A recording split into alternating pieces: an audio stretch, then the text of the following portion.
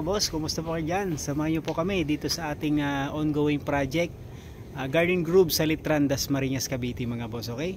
So time check mga boss, 7:30 in the morning. So bali late na tayo nakarating, gawa ng galing pa tayo ng Santo Tomas, Batangas mga boss, okay? So na-traffic tayo dito sa expressway mga boss.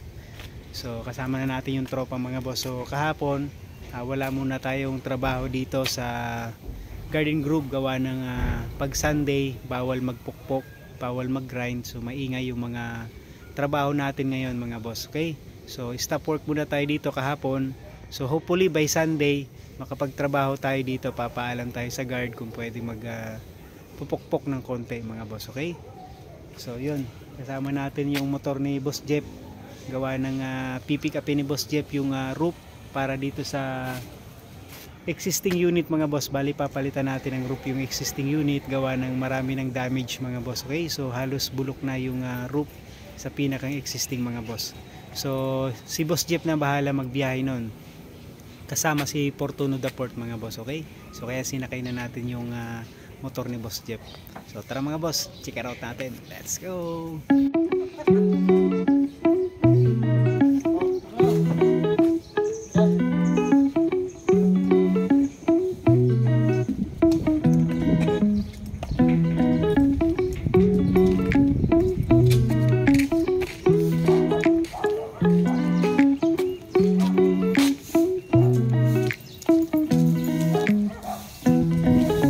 Okay mga boss, na-install na ni Boss Melvin yung railings na stainless mga boss, okay? So grinding, bapping, tapos o-orderan na natin siya ng salamin mga boss, okay?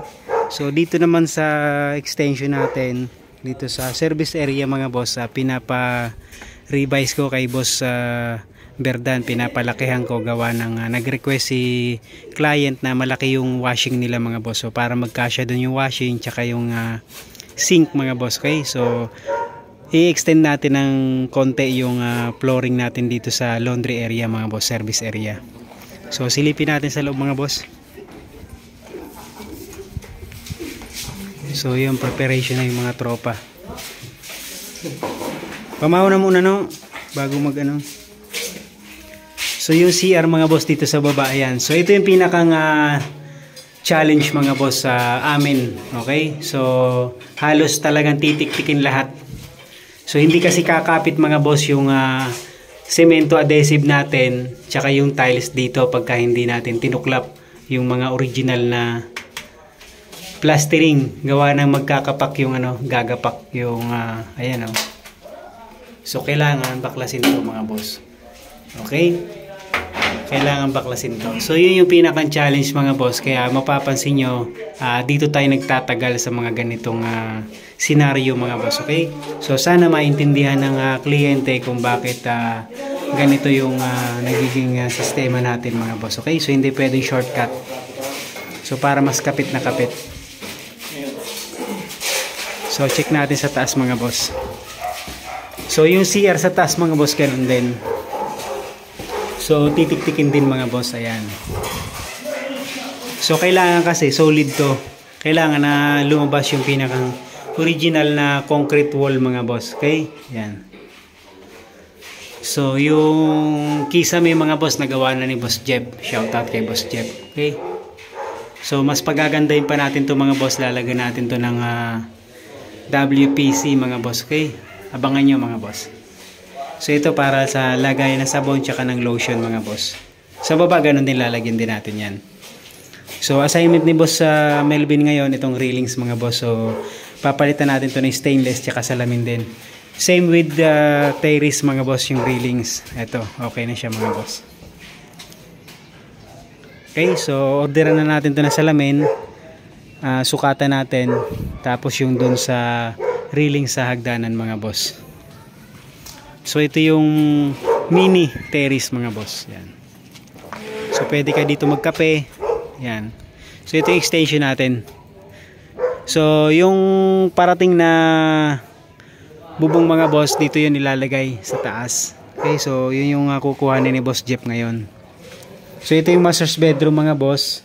So sinarado na natin yung isang bintana dito mga boss, tsaka yung pintuan ng CR. para maging common CR na lang siya. Tapos dito tayo maglalagay ng wall cladding para sa TV rack. So ito naman yung additional room dito sa taas. Yan. So mayroon din siyang wide window mga boss. So sinarado na rin dito yung bintana.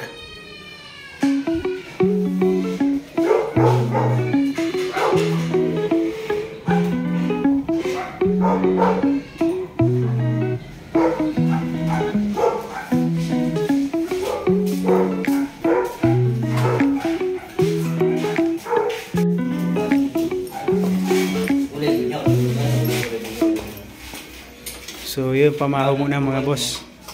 Naluto na si Boss Vernon. Sige, salamat.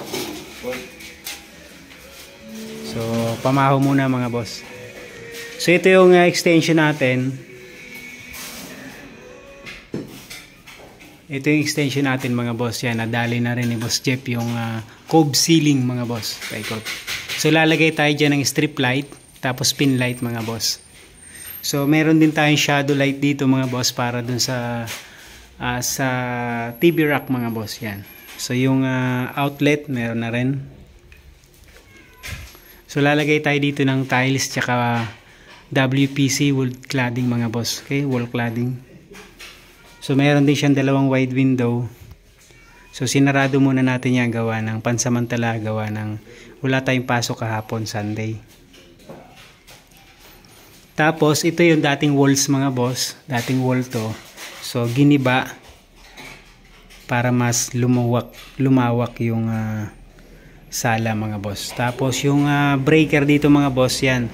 Pinalitan natin ng bolt-on na breaker mga boss, pinalitan natin. So dito na rin natin nilagay. Ayan. So mapapansin nyo, maluwag na siya mga boss.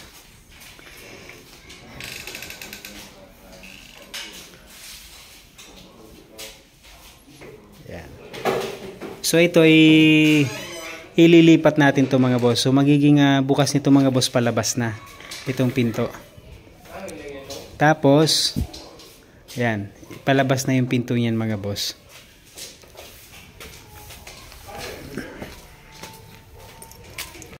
So yun mga boss, almost complete na mga boss. So bali finishing na tayo mga boss. So pwede na rin natin pasukatan yung bintana tsaka yung salamin dito sa glass door dito sa may terrace mga boss. Bali na contact na natin kahapon yung supplier natin. So ngayong Monday darating yun mga boss para masukatan na rin. Okay, para mabigyan tayo ng quotation. So yun lamang po muna mga boss ang ating project update dito sa Garden Grove Village sa Litrang, Dasmariñas, Cavite mga boss. Maraming salamat mga boss. Ingat pong lahat. God bless us all mga boss. Ayun mga boss, dumating na yung ating magsusukat ng salamin mga boss. Shoutout kay Glass and Aluminum mga boss. Dito lang po yan sa may barangay Salawag, Dasmariñas, Cavite mga boss. Okay? So iwanan na natin si sir, gawa na mayroon pa tayong appointment sa Kalamba mga boss. So bali magsusukat na rin yan.